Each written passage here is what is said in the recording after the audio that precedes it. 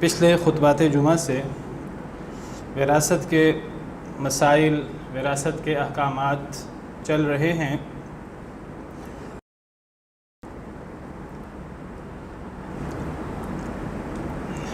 کچھ تمہیدی باتیں پچھلے خطبہ جمعۃ المبارک میں عرض کی تھیں۔ میں نے ذکر کیا تھا کہ وراثت کے بنیادی 3 ارکان ہیں۔ جب تک یہ 3 رکن پورے نہیں ہوں گے اس وقت تک وراثت پراپرٹی کی تقسیم نہیں ہو سکے گی۔ ان میں سے پہلا رکن میت ہے، جس کو مورث کہتے ہیں۔ اگر کوئی فوت ہوگا تو وراثت کی بات شروع ہوگی، جو فوت ہوا ہے اس کی وراثت تقسیم ہو۔ کوئی فوت نہیں ہوگا تو اس کی وراثت کی بات کی نہیں جا سکتی۔ بیٹے اپنے باپ سے اس کی زندگی میں وراثت کا تقاضا نہیں کر سکتے، نہ اپنی ماں سے نہ اپنے دادا سے ہوتے۔ تو پہلا رکن میت ہے، مورث۔ دوسرا رکن وارث ہے، جو یعنی وارث بننے والا، جس کا میت سے وہ تعلق ہو جس کو اللہ تعالیٰ وراثت کے لیے ایک تعلق مانتے ہیں اور جن کو اللہ تعالیٰ نے وارث بنایا ہے۔ وہ کون وارث ہیں ان کی تفصیلات انشاءاللہ آگے آئے گی۔ تو وارث کا ہونا ضروری ہے، کوئی وراثت لینے والا ہوگا تو وراثت اس کو ملے گی۔ اور تیسرا رکن وراثت کا موروث یا ترکہ، جس چیز کو منتقل کرنا ہے، جو چیز ڈیوائیڈ ہونی ہے کسی کے فوت ہونے پر۔ تو ترکہ اگر ہوگا، کوئی مرنے والا بھی ہوگا اور اس کا ترکہ بھی ہوگا تو وراثت ہوگی۔ مرنے والا نہیں ہے، ترکہ ہے، تب بھی وراثت نہیں ہے۔ مرنے والا ہے، ترکہ نہیں ہے، تب بھی وراثت نہیں ہے۔ اور وارث نہیں ہے، پھر بھی وراثت نہیں ہے۔ یہ 3 چیزیں ضروری ہیں۔ پچھلے خطبہ میں یہ بھی واضح کیا تھا کہ اگر میت بھی ہو، اگر وارث بھی ہو، اگر ترکہ بھی ہو، تو ڈائریکٹ ترکہ کی تقسیم نہیں شروع کر دینی۔ اس سے پہلے 3 چیزیں ہیں جن کو ملحوظ رکھنا ضروری ہے۔ صرف نام لے دیتا ہوں، تفصیل پچھلے خطبہ میں گزر چکی ہے۔ جس نے سننا ہو، جس نے دیکھنا ہو، ہمارے یہ تمام خطبہ ریکارڈ ہوتے ہیں، تو ہماری یوٹیوب پہ چینل ہے محدث میڈیا، اس میں یہ سارے کے سارے خطبہ جو ہیں وہ موجود ہیں۔ پرانے سارے خطبے ہمارے ریکارڈڈ ہیں، موجود ہیں، جس نے سننا ہو وہ سن سکتا ہے۔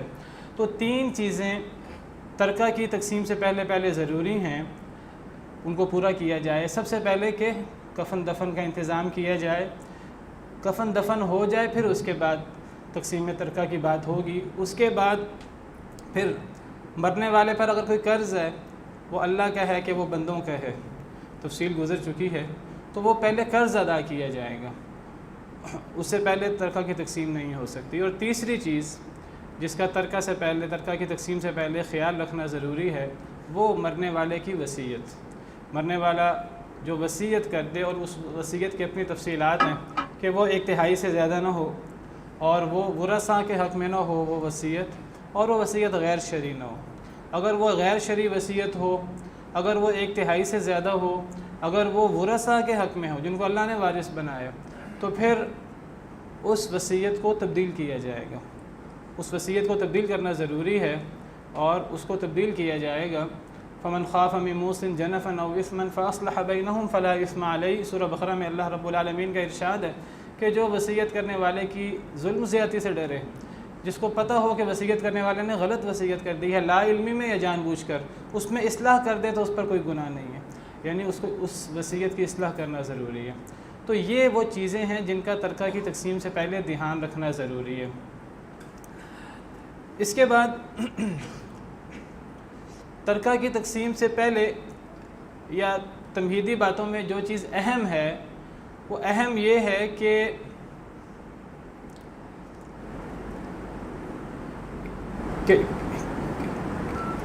جو میت ہے وہ، جیسے میں نے ذکر کیا کہ کوئی فوت ہوگا تو وراثت ہوگی، کوئی فوت نہیں ہوگا تو وراثت نہیں ہوگی۔ تو فوت ہونے سے مراد یہ بھی ہے کہ کوئی فوت ہو جائے، ہمارے سامنے فوت ہو، اگر ہمارے سامنے نہیں ہے، کسی دوسرے علاقے میں رہتا ہے، تو عادل گواہ، اسلام میں گواہی کا تصور موجود ہے۔ 2 عادل گواہی دے دیں کہ آپ کا فلاں عزیز فوت ہو گیا ہے، کوئی شخص سعودی عرب میں، خلیج کے کسی ملک میں، یورپ میں، امریکہ میں رہتا ہے، اس کے رشتہ دار پاکستان میں ہیں، ان کے سامنے ان کا عزیز فوت نہیں ہوا، تو اگر انہیں گواہوں کے ساتھ یہ خبر مل جاتی ہے یقینی طور پر کہ ہمارا عزیز فوت ہو گیا ہے، تو پھر اس کی وراثت کی تقسیم بھی ہوگی۔ اگر کوئی شخص گم ہو گیا، ایک شخص کا پتہ ہی نہیں ہے، کوئی شخص گم ہو گیا ہے اور گم ہونے کے بعد سالہ سال سے اس کی کوئی خبر نہیں ہے، اور اس کی کوئی جائیداد ہے، بینک بیلنس ہے اس کا، جو اس کے ورثاء کو پتہ ہے، وہ موجود ہے، تو گم شدہ شخص، اس کے بارے میں مسئلہ اسلامی عدالت ہو تو اس قاضی جو دین جانتا ہے اس کے سامنے یہ مسئلہ پیش کیا جائے گا۔ قاضی حالات کا جائزہ لے کر طے کرے گا کہ اتنے عرصے تک اس شخص کا انتظار کیا جائے گا، اگر اتنے عرصے تک یہ شخص نہ آئے تو پھر اسے مردہ تصور کر لیا جائے۔ اس عرصے کے بعد جو قاضی نے مقرر کیا ہے حالات کا جائزہ لے کر، اس عرصے کے بعد بھی اگر وہ واپس نہیں آتا تو پھر اسے مردہ تصور کر لیا جائے گا۔ وہ فوت نہیں ہوا ہمارے سامنے، نہ ہمیں اس کی کوئی خبر ملی ہے، کوئی کسی گواہ نے گواہی دی ہے کہ وہ فوت ہو گیا ہے، لیکن وہ گم ہو گیا ہے، تو ایسی صورت میں ایک مخصوص مدت ہوگی جو اسلامی عدالت حالات کو مد نظر رکھ کر، دین کے احکامات کو مد نظر رکھ کر مقرر کرے گی۔ یہ مدت ضروری نہیں کہ چھوٹی ہو، یہ مدت کافی لمبی بھی ہو سکتی ہے۔ اگر کسی شخص کے زندہ واپس آنے کا تھوڑا سا بھی امکان ہو، مثال کے طور پر اگر کوئی شخص 20 سال کی عمر میں، 25 سال کی عمر میں گم ہو جاتا ہے، اور گم ہونے کی صورت یہ ہے کہ وہ گھر سے ناراض ہو کر نکل جاتا ہے کہ میں آپ لوگوں سے ناراض ہوں، میں کبھی گھر واپس نہیں آؤں گا، اب وہ پتہ نہیں کہاں چلا گیا ہے، اسی ملک میں ہے، اسی شہر میں ہے، دوسرے ملک چلا گیا، کہاں چلا گیا ہے، اب نہ ہمارے سامنے وہ فوت ہوتا ہے، نہ ہمیں اس کے بارے میں 50 سال خبر ہی نہیں ملتی، تو اب اس شخص کے لیے جو مدت مقرر کی جائے گی کوئی چھوٹی مدت نہیں ہوگی۔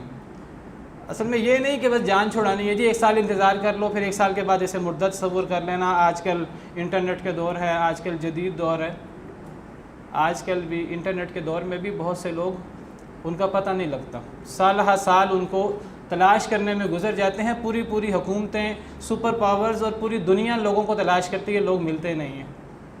اسامہ بن لادن کو کتنا عرصہ تلاش کیا جاتا رہا۔ بہرحال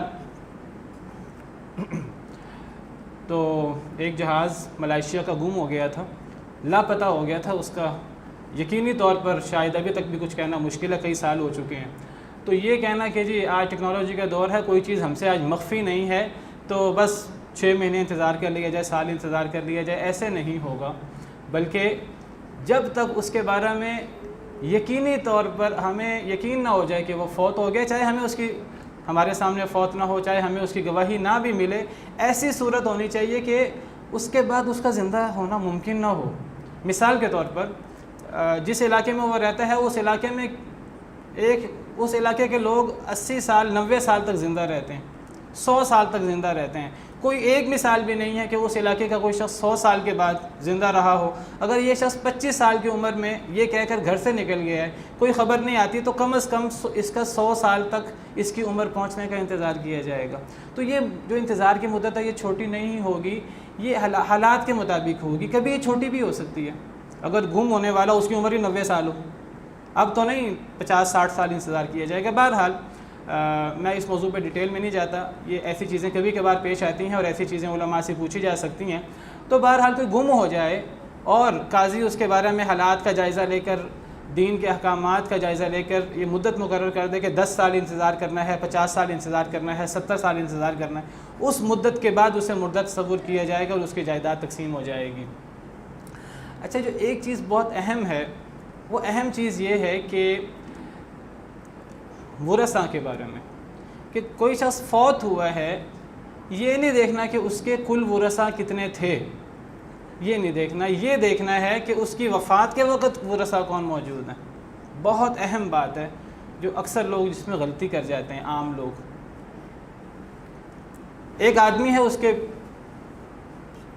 5 بیٹے ہیں، 7 بیٹے ہیں، کچھ بیٹیاں بھی ہیں، زیادہ اس کی اولاد ہے، یہ نہیں دیکھنا کہ اس آدمی کی کل اولاد کتنی ہے یا کتنی تھی، یہ دیکھنا ہے کہ اس آدمی کے فوت ہوتے وقت کون اولاد موجود ہے۔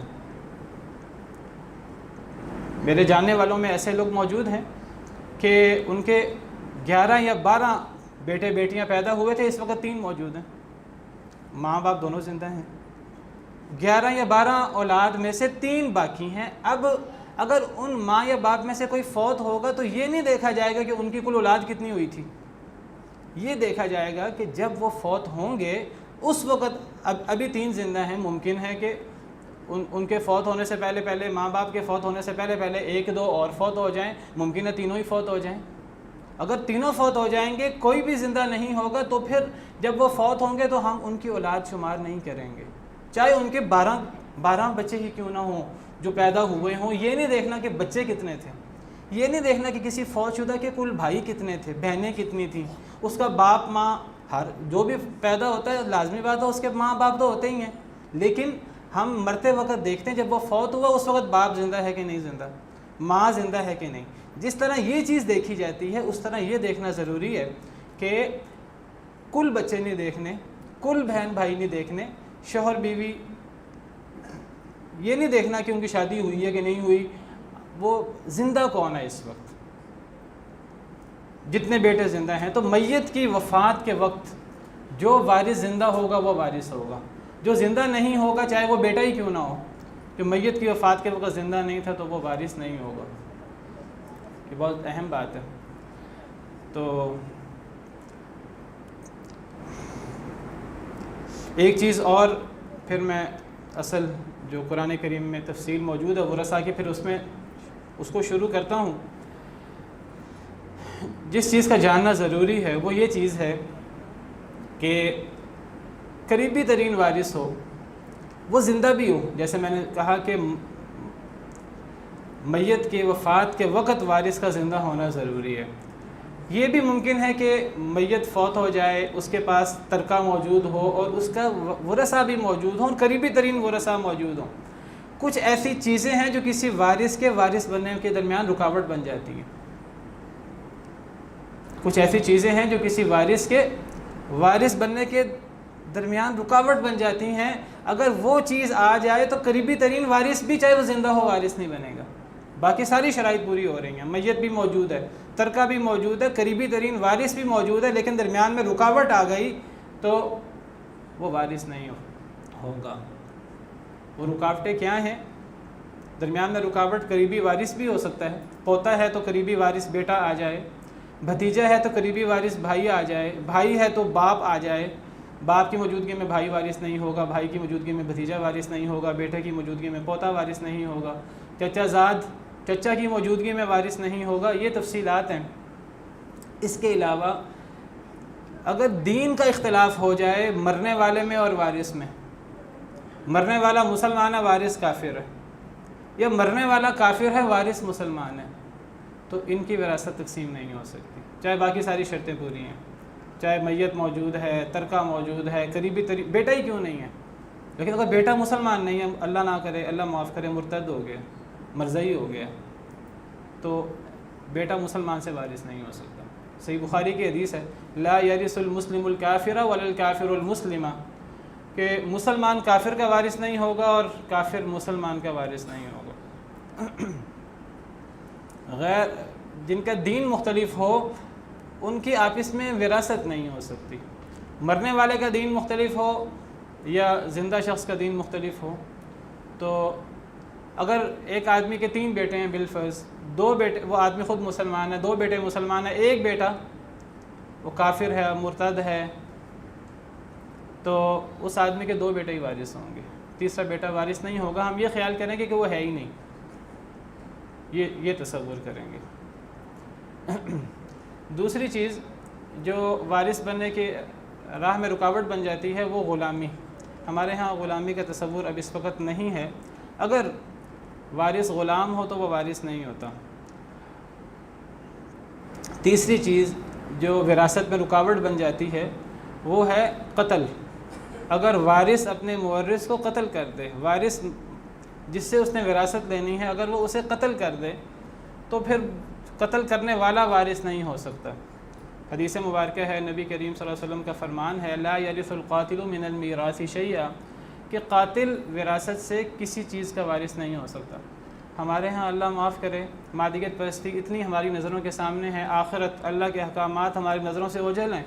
لوگ مال کے لیے، 2 ٹکوں کے لیے اپنے ماں باپ کو، اپنے رشتہ داروں کو، چچا کو، بھائی کو اللہ معاف کرے، چچا بھتیجے کو، اور اس کے اتنے واقعات ہیں، بھائی کو، بہن بھائی ایک دوسرے کو قتل کر دیتے ہیں وراثت کے لیے۔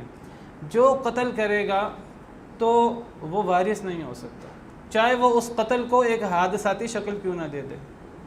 نہیں جی میں نے تو جان کے قتل نہیں کیا، یہ تو غلطی سے ہو گیا، قتل خطا ہوگا پھر بھی وارث نہیں ہوگا۔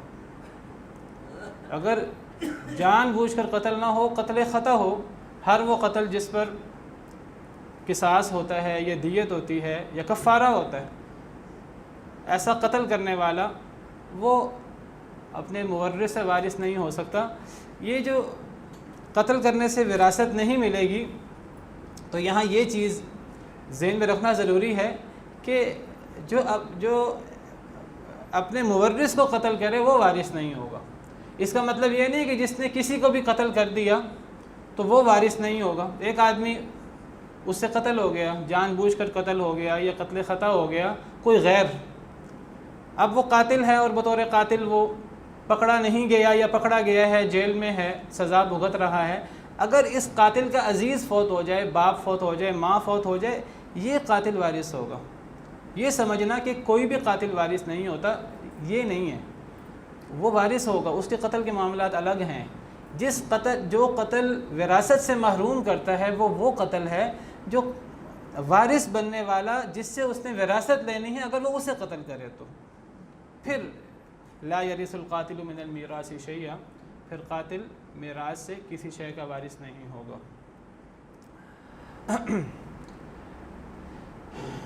تو ورثہ کون سے ہیں اور کون وارث کتنا حصہ لیتا ہے؟ تو ورثہ کے لیے اللہ تعالیٰ نے 3 سبب رکھے ہیں۔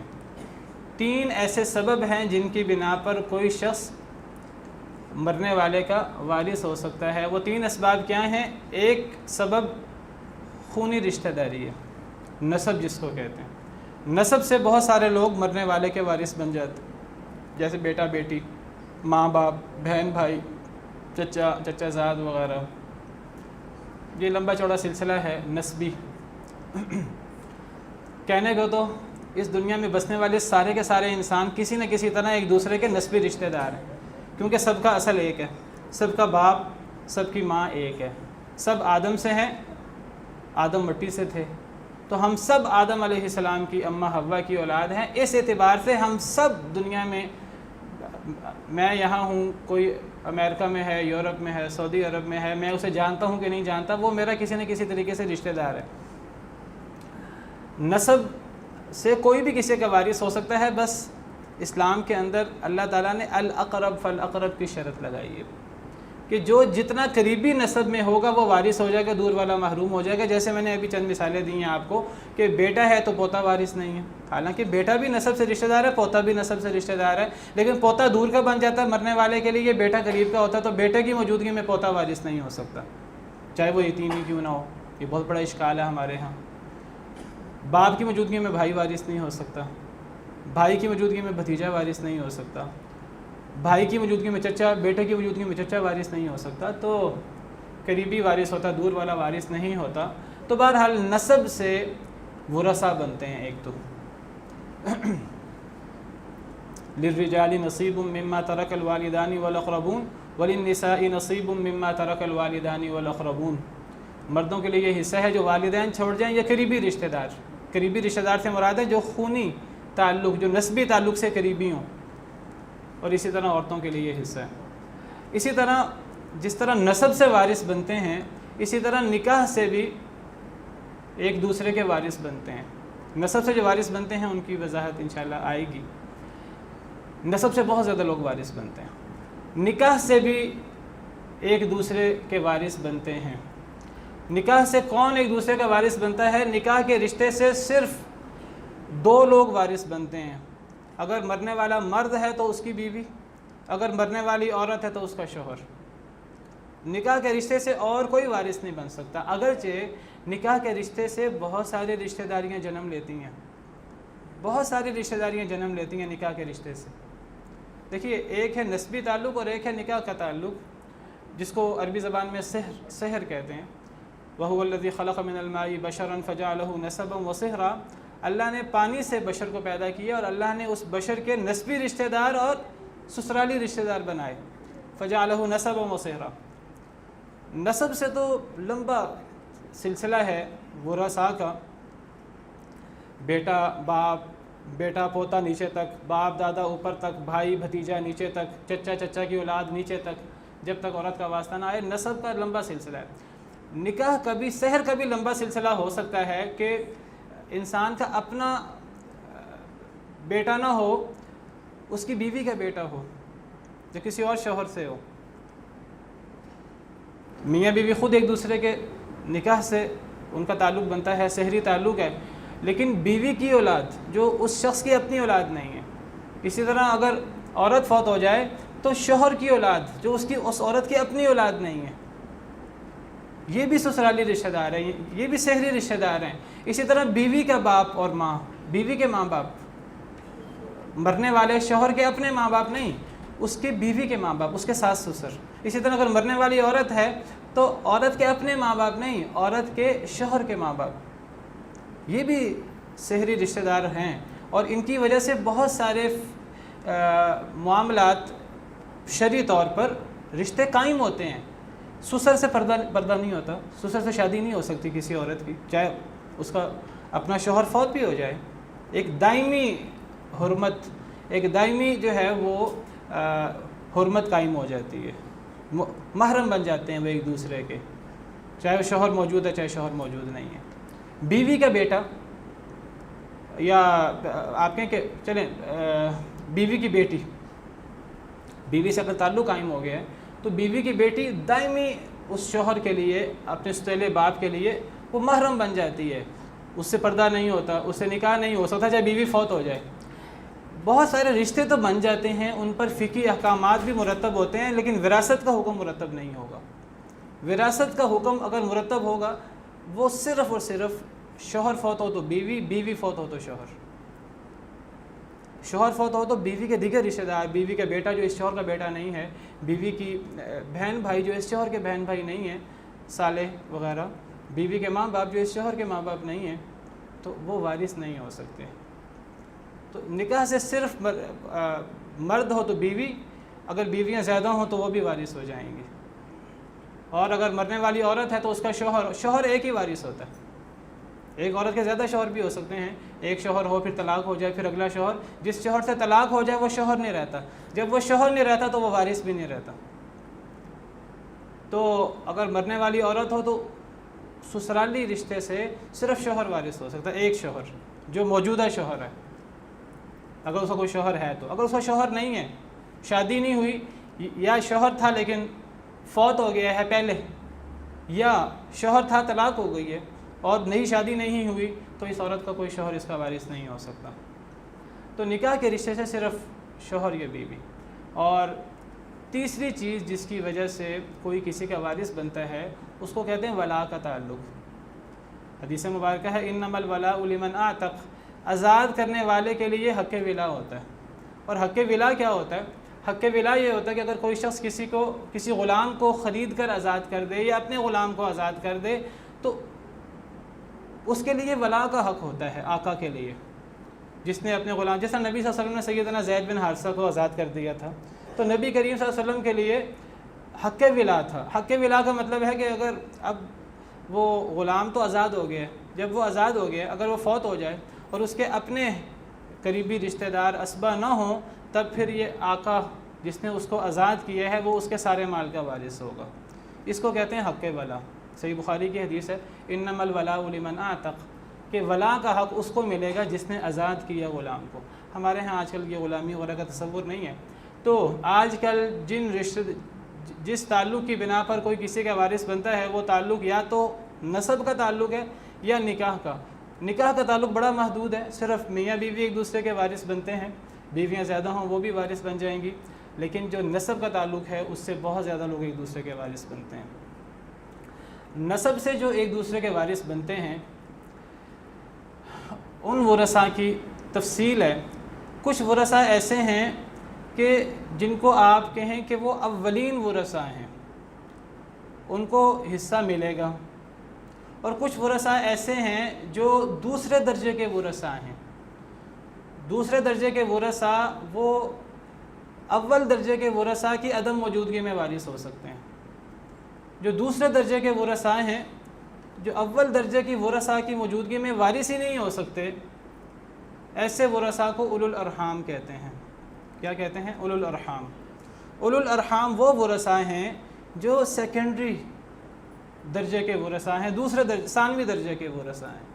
مثال کے طور پر خالہ ہے، ماموں ہے، بھتیجی ہے، نواسی ہے، نانا ہے، یہ لوگ اول درجے کے ورثاء نہیں ہیں۔ یہ وارث بن تو سکتے ہیں، حدیث مبارکہ ہے، صحیح بخاری کی شاید حدیث ہے، الخال وارث من لا وارث لہ، ماموں اس کا وارث ہے جس کا کوئی وارث نہ ہو۔ پتہ لگا کہ ماموں دوسرے درجے کا وارث ہے، جس کا کوئی وارث نہ ہو اس کا تو وہ وارث بن سکتا ہے، عام حالت میں وہ وارث نہیں بنتا۔ یہ ہمیں ذہن میں تقسیم رکھنا بہت ضروری ہے۔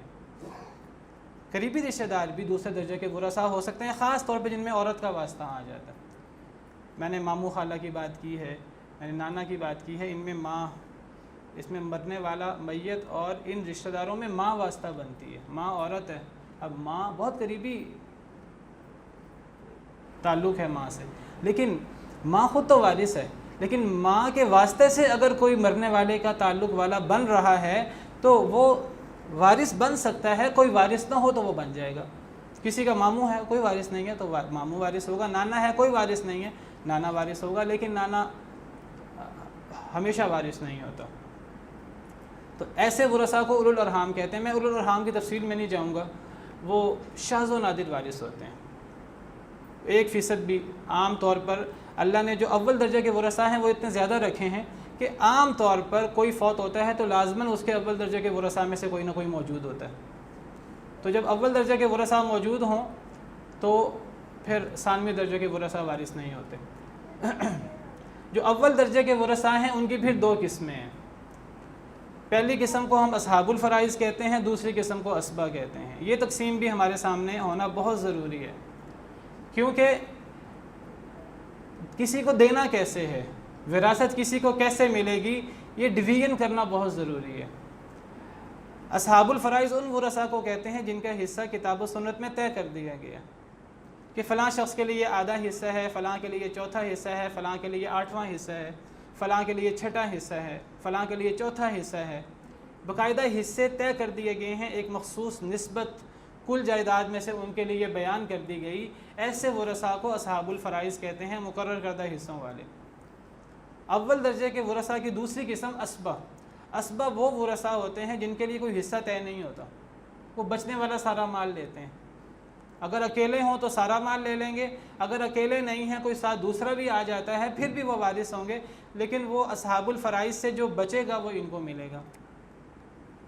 مثال کے طور پر میت کی بیوی ہے، میت کا بیٹا ہے، تو بیوی اصحاب الفرائض میں سے ہے، بیوی کا بیٹے کی موجودگی میں 8واں حصہ ہوتا ہے، بیوی 8واں حصہ لے گی، چاہے بیوی اکیلی ہے چاہے بیوی کے ساتھ بیٹا ہے، بیوی نے 8واں حصہ لینا ہے، اکیلی ہو تو چوتھا لے گی۔ تو بیٹا جو ہے وہ اصحاب الفرائض میں سے نہیں ہے، وہ اسبہ ہے، بیٹے نے سارا مال لینا ہے۔ اگر اکیلا ہو تو سارا مال لے گا، کوئی اور صاحب فرض آ جائے جیسے بیوی، تو بیوی کو دینے کے بعد باقی بیٹے کو دیں گے۔ تو یہ اول درجے کے ورثاء 2 طرح کے ہوتے ہیں۔ تو حصے 2 طرح کے ہوئے، ایک اسبی حصہ ہوتا ہے، ایک فرضی حصہ ہوتا ہے۔ تو ان حصوں کے مطابق اللہ تعالیٰ نے ورثاء کی تقسیم کی ہے۔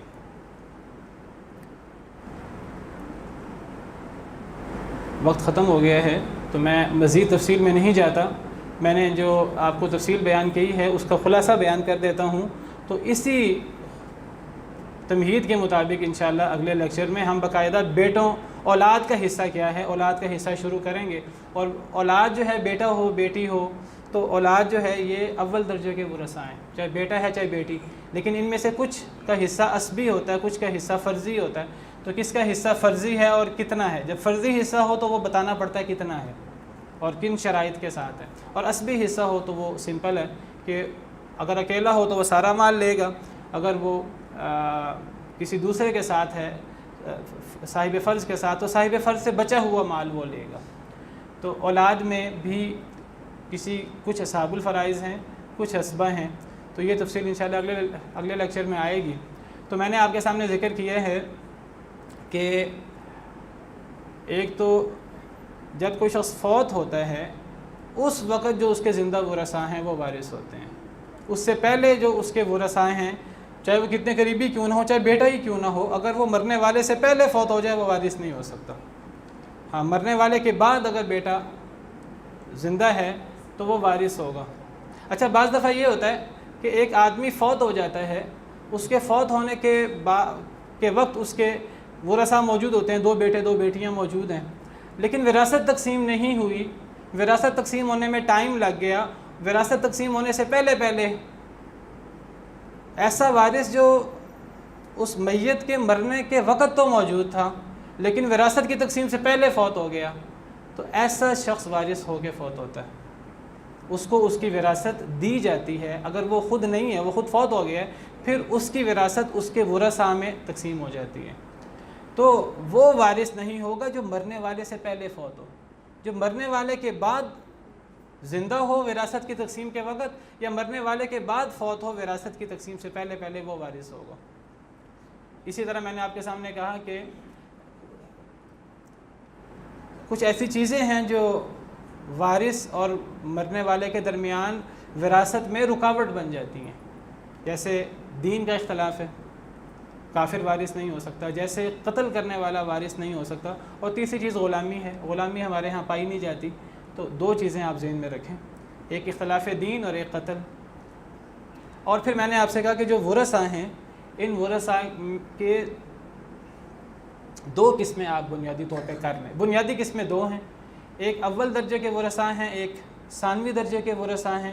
ثانوی درجے کے ورثاء صرف تب وارث ہوں گے جب اول درجے کے ورثاء میں سے کوئی ایک وارث بھی موجود نہ ہو، اور ان ثانوی درجے کے ورثاء کو اولو الارحام کہتے ہیں۔ یہ عام طور پر عورتوں کے تعلق سے بننے والے ورثاء ہوتے ہیں۔